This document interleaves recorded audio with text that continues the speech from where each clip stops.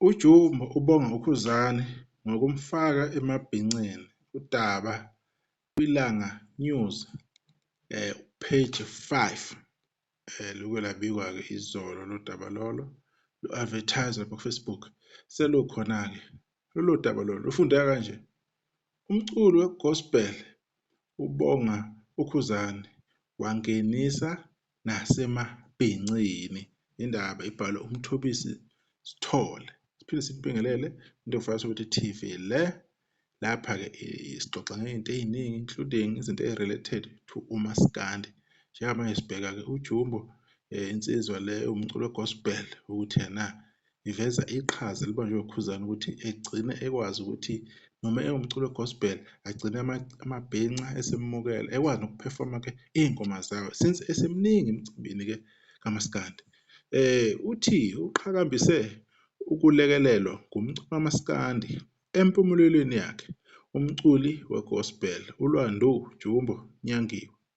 Lo mculi uthe konke akuzuzile empilweni yakhe kaKhuzani idlamlenze impungozi ukuveze lokhu ngoLwesibili kubo eMzimkhulu emcimbini wokugubha usuku lwakhe lokuzalwa. Umcimbi ubuhanjelwe ngabaculi bakaMaskandi okubalwa kubona uKhuzani, uBahubhe, uMayogat, uFalabo, uNavigator, uMjolozi nabe-gospel okubalwa kubona u-Ayanda Tanzi, uTina Zungu, uSgwili nowayengumsakazi wokhozi FM uSbu Buthelezi.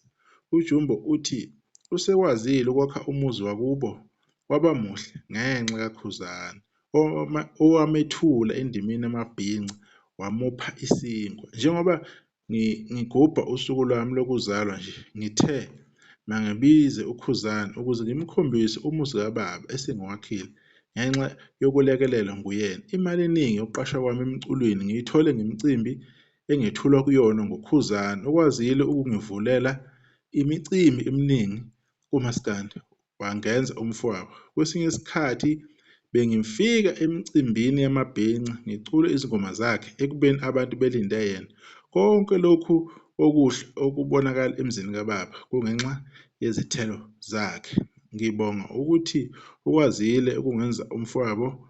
Namhlanje kawukho umcimbi kamaskandi owenzakalayo engekho kuwona uJumbo. Kweminye imicimbi uma ebambekile uKhuzani uyangithuma kuyona athi mangiyombambela.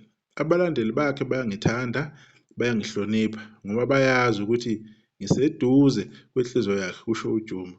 Uthi usefana nomfowabo kaKhuzani ingakho emumemile ngenhloso yokumkhombisa umuzi asewakhile kubo eMzimkhulu. Uhlabise uKhuzani ngegusha wathi usunyathela kwakhe kubo kuyinto enkulu.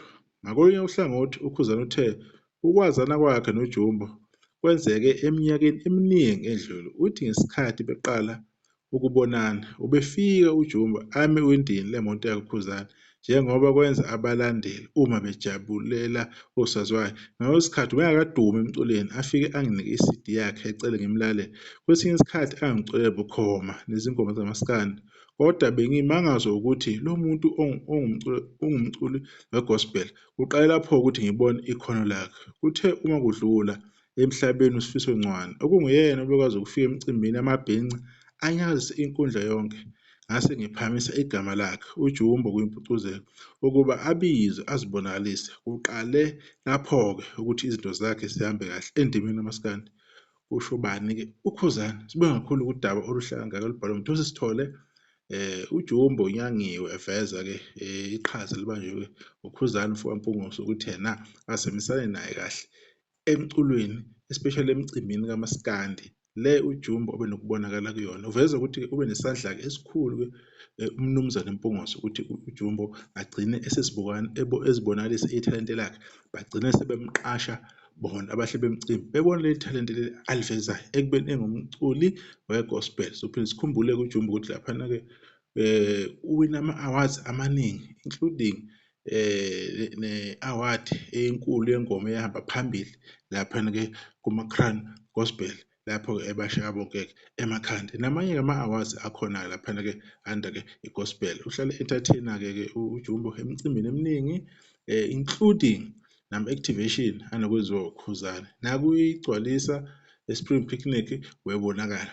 Njengoba nje kuzoba se-Carnival City, siyathemba futhi ukuthi kuzobonakala kwi-Blue Nation Festival, lapho-ke uKhuzani ezobe egubha khona-ke unyaka wesibili ku-celebrate-wa nje i-Blue Nation Festival. Indaba sizoyibeka lapho-ke ilapha kuyilanga newspaper, angazi isho ukuthi iphume khona-ke izolo ekuseni, sathola ithuba ukuthi siyifunde-ke khona-ke namhlanje. Nisalahle ngenza ukuthi sizodibana ngokuzayo sizokhuluma nje ngeminye imisebenzi khona la kwi-Indaba Soweto TV, i-channel yenu eniyithanda. Nisalahle.